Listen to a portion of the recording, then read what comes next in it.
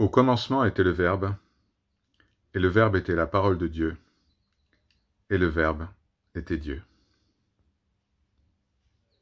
Bonsoir, Namaskar.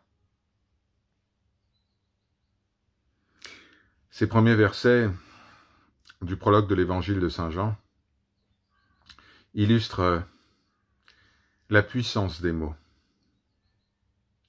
Cette puissance qui n'est pas théorique, qui est absolument réelle.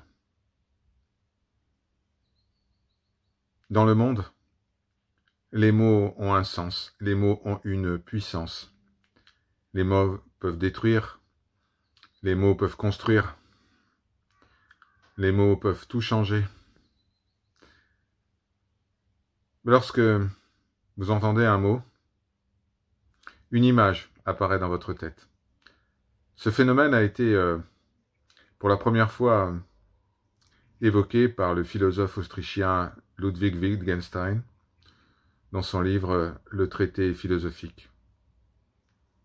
Lorsque je prononce une parole qui décrit un objet, eh bien cette parole va créer une visualisation de cet objet dans votre propre esprit.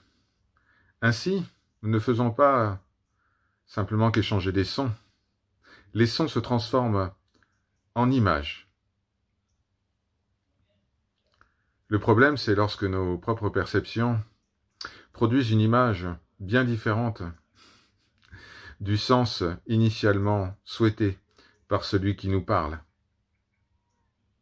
La personne va me parler de Dieu, je vais y appliquer mes propres filtres mentaux, et je vais voir un barbu sur un nuage auquel je ne peux pas croire, par exemple.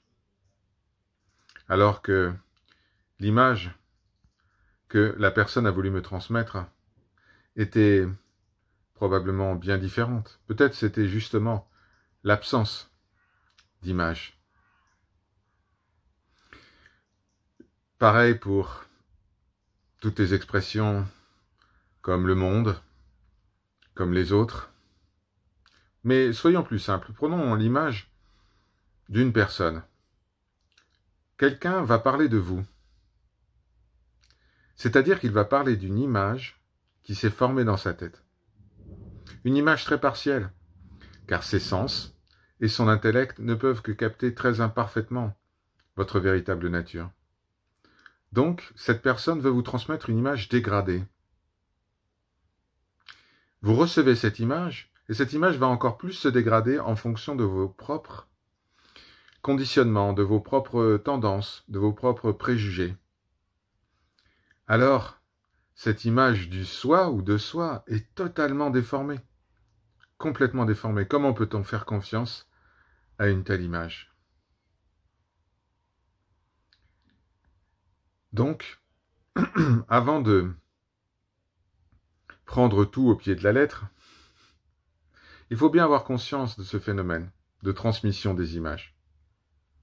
Bien comprendre que tout ce que nous entendons est déjà une version déformée de la réalité, et qui est encore plus déformée lorsqu'elle est filtrée par notre interprétation du réel.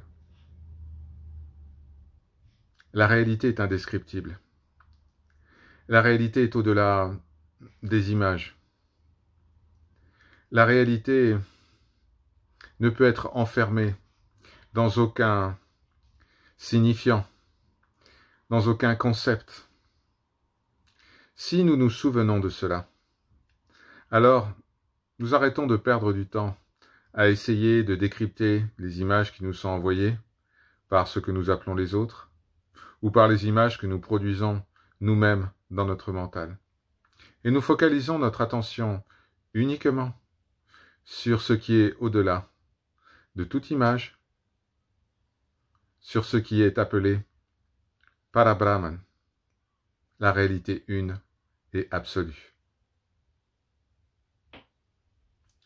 À bientôt. Par leur grâce, Om Shanti, Shanti, Shanti.